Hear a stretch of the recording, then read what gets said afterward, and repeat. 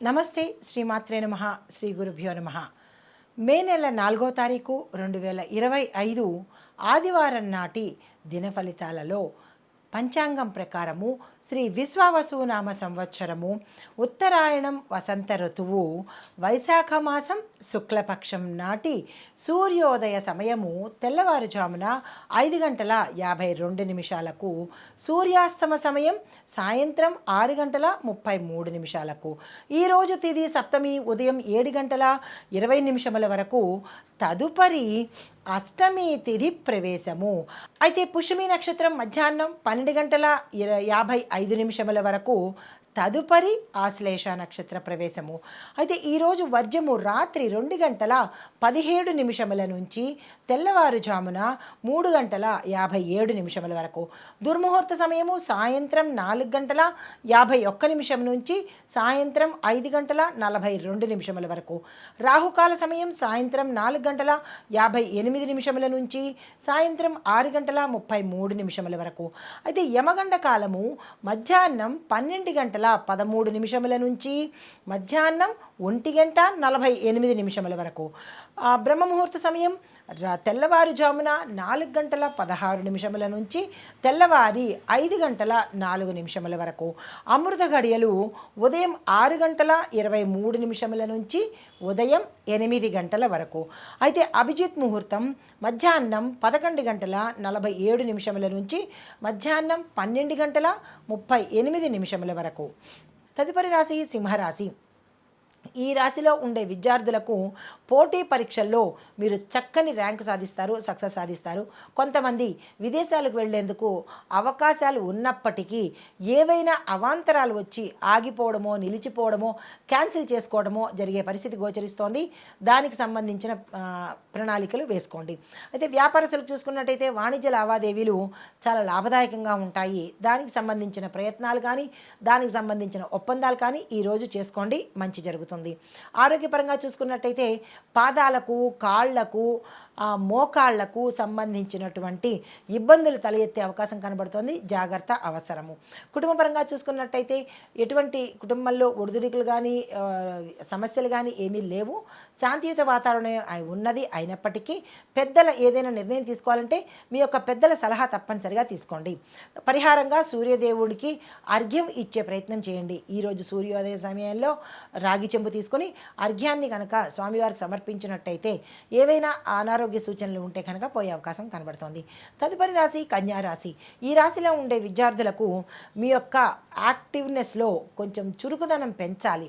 అంటే ఇన్యాక్టివ్గా ఉండడము, డల్గా ఉండడము, శ్రద్ధ లేకపోవడము ఇలాంటివన్నీ గోచరిస్తున్నాయి.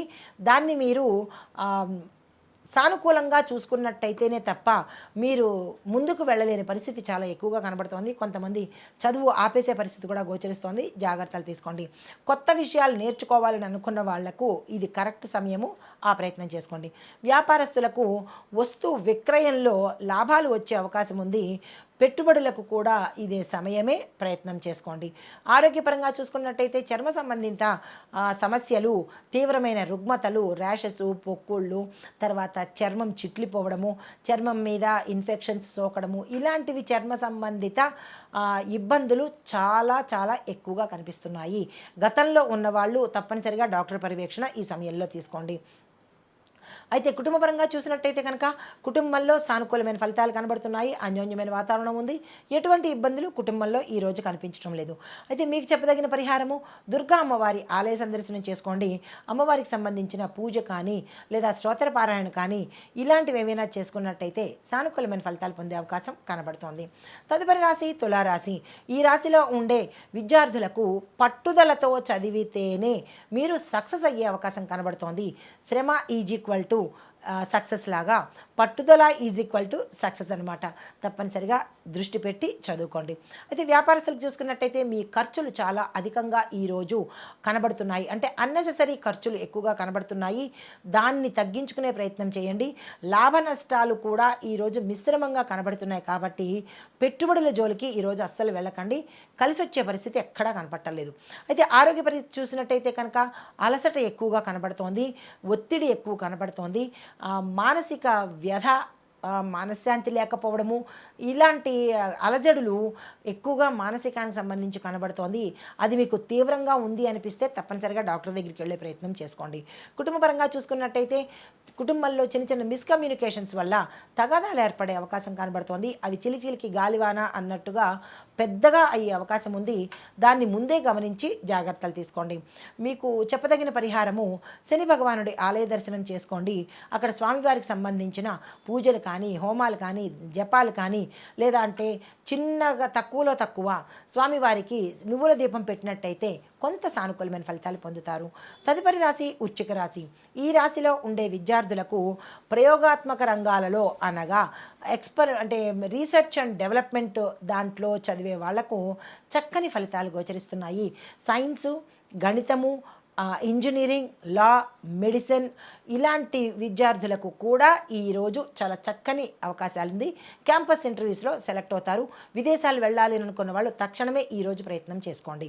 అయితే వ్యాపారస్తులకు కొత్త ఒప్పందాలకు శ్రీకారం చుడతారు. కొత్తగా వ్యాపారంలోకి రావాలనుకున్న వాళ్ళకి కూడా ఈరోజు చాలా చక్కగా ఉండబోతోంది. ఆ దిశగా ప్రయత్నాలు చేసుకోండి. ఆరోగ్యపరంగా చూసుకున్నట్టయితే మెడ భాగానికి సంబంధించి గూళ్లకు అంటే ఈ షోల్డర్స్కి సంబంధించినటువంటి ఇబ్బందులు కానీ, ఫ్రోజన్ హ్యాండ్స్ కానీ, ఫ్రోజన్ షోల్డర్స్ కానీ, లెగమెంట్స్కి కానీ, కీళ్ళకు సంబంధించినటువంటి అన్ని భాగాలలోనూ తీవ్రమైన ఇబ్బందులు, కొంతమందికి మార్చడాలు, కొంతమందికి ఆపరేషన్ జరగడాలు ఇలాంటివి గోచరిస్తున్నాయి. జాగ్రత్తలు తీసుకోండి. తరువాత కుటుంబ పరిస్థితులు కనుక చూసుకున్నట్టయితే కుటుంబ సభ్యులతో చాలా ఉల్లాసంగా గడపబోతున్నారు. ఆనందకరమైన వాతావరణం ఈరోజు కుటుంబంలో కనబడుతోంది.